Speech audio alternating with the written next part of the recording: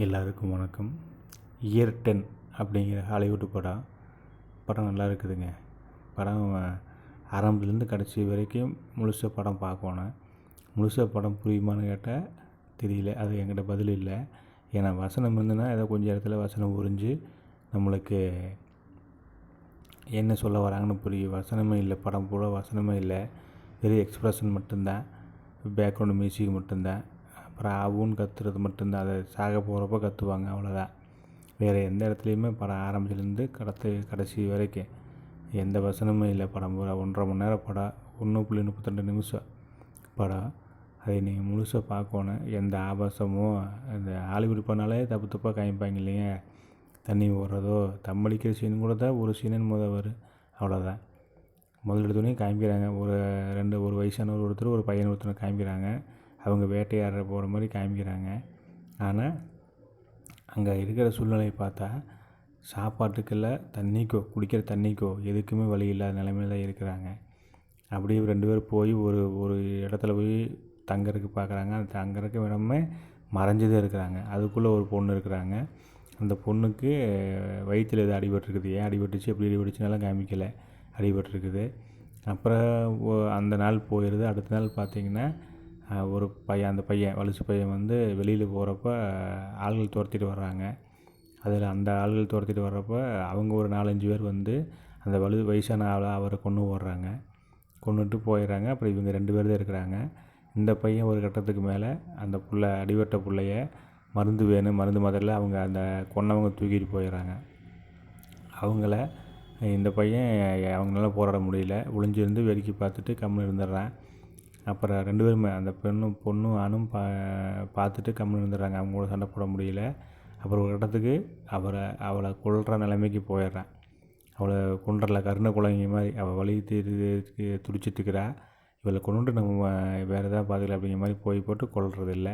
திரும்பி வெளியில் வர்றான். வெளியே அந்த ஒரு மறைவான இடத்துல இருக்கிறாங்க. அங்கேருந்து வெளியே மறுபடியும் அவங்க இந்த கொன்னாங்க பார்த்திங்களா, அவங்க வெளியில் போகிறான். காட்டுக்குள்ளே போய் சுற்றி காடு தான், காடை தவிர வேறு எந்த இடமே வெளியில் போகவே இல்லை. காட்டையே சுற்றி காமிக்கிறேன். காடு மட்டும்தான், படம் ஃபுல்லாக வர்றதே காடு மட்டும்தான்.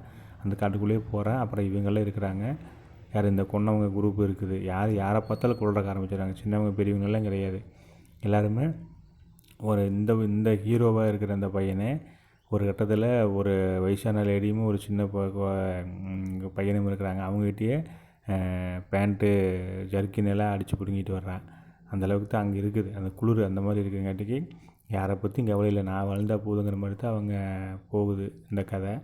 கடைசியில் இவங்க எல்லாத்தையும் கொண்டுட்டு இவங்க 2 பேரும் நிம்மதியாக இருக்கிறாங்களா அப்படிங்கிறது தான் கதை. அது 1.5 மணி நேரத்துக்கு எந்த வசனமும் இல்லை, ஒரு வெறும் மியூசிக் மட்டும்தான். ஆனால் நீங்கள் உன்னிப்பாக படத்தை கவனித்து பார்த்தீங்கன்னா அவங்க எக்ஸ்ப்ரெஷன்லேயே நம்ம என்ன சொல்ல வராங்கன்னு புரிஞ்சுக்கலாம். அதுதான் அந்த இயக்குனரில் வெற்றி பெற்றிருக்கிறார். அந்த டைரக்டர் சரியாக சொல்லிக்கிறார். அவங்ககிட்ட வேலை வாங்கிக்கிறார். நடித்தவங்க எல்லாருமே வயசான இன்னொரு இந்த கொன்ன குரூப்பில், அந்த வில்லன் குரூப்பில் ஒருத்தர் வயசான ஒரு ஆள் இருப்பாப்புல, மொட்டையை சொட்டையாக வெள்ளை தாடி வச்சுட்டு, அந்த ஆள் வக்காளி வில்லன்னா வந்தால் வில்லை அப்படிங்கிற மாதிரி காமிப்பாங்க. ஏன்னா நான் வாழ்கிறக்காக கூட ஒன்று மூலமாக சுற்றிட்டு இருந்தவனையே கொள்றக்க போயிடறாப்புல. அந்த மாதிரி அவர் இருக்கிறாங்க. இது சொல்ல வர்றாரு அந்த டைரக்டர், என்ன சொல்ல வர்றாரு நான் புரிஞ்சுக்கிட்டது, வருங்காலத்தில் இந்த உலகம் இப்படித்தான் இருக்க போகுது. சோத்துக்கு தண்ணிக்கு அடிச்சுக்கிட்டு நான் வளர்ந்தால் போகுது, நீங்கள் எவன் செத்தா எனக்கு கவலை இல்லை அப்படிங்கிற மாதிரி போகுதுன்னு நினைக்கிறேன். அதைத்தான் சிம்பாலிக்காக சொல்கிறாருன்னு நான் நினைக்கிறேன். ஏன்னா அப்படித்தான் உலகம் இப்போ போயிட்டுருக்குது. பக்கத்து வீட்டுக்காரன் செத்தாலும் கவலை இல்லை, உழைச்சாலும் கவலை இல்லை. அவன் பாட்டுக்கு போயிட்டுருக்குற நம்ம யாருக்கு மனிதாபிமானம் கிடையாது, இறக்கம் கிடையாது, உதவி கிடையாது.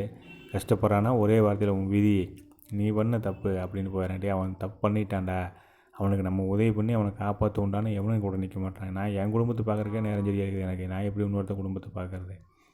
சரி, நீ என்ன 500 வயசு வாழ போகிறேன், இல்லை நான் 500 வயசு வாழ போகிறேன்னா? ஆனால் எதுவும் இருக்கிற வரைக்கும் ஒருத்தர் அனுசரிச்சிருப்போம். தப்பு பண்ணவனும் சரி பண்ணவனும், அவன் கஷ்டப்படுறப்ப கொஞ்சம் சப்போர்ட் பண்ணணும் அப்படிங்கிற எண்ணம் யாருக்குமே வரல இப்போ இருக்கிற உலகத்தில். அதைத்தான் இந்த படம் காமிக்குது. இயர் 10 அப்படிங்கிற படம் தயவு செஞ்சு எல்லோரும் பாருங்கள். நல்லா இருக்குது படம்.